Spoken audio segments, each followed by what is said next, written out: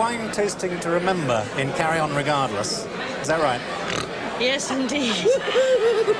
We had I was to attend this wine tasting, you see, and Gerald Thomas, our director, had set all the scene up and we'd rehearsed it the night before. So he said, "Okay, Joan, we'll do this first thing tomorrow morning."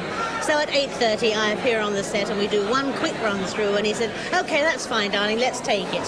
So down I go and I pick up the glass off the table, you see, like this, and I go...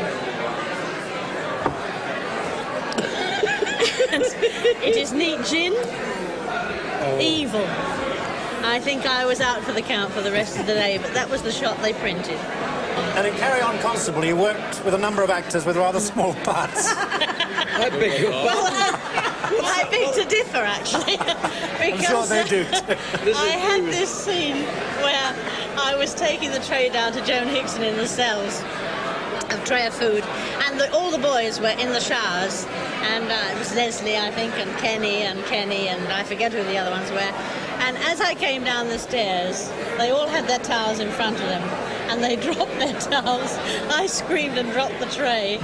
Barbara, how did it feel coming here to Pinewood for the first time? Were you kind of starstruck? Well, to do the carry-ons, Yeah. I was very, very nervous because they were a very successful gang of people. They were terrific. And, you know, I was a great fan of the carry-ons. And when I got my first carry-on, I was really thrilled. But the first day I was really nervous, but they were all great. They all made me feel good. In Carry On Camping, you were particularly Yes. up front, I remember.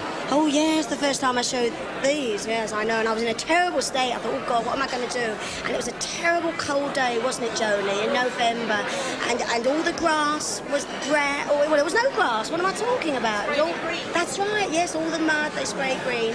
And I said to Gerald, our director, how are you going to get the bra? Because it was that scene, you know, Kenny saying, "Come along, Barbara, arms out, you know, and all that stuff." So I said, how's the bra going to go like that? So he said, well, I'm going to get somebody with a fishing rod and a hook, and he's going to pull it, you see, when I say go. And I said, but he'll see my boobs, I don't want that. So he said, oh, we'll get old Charlie, then he's seen it all.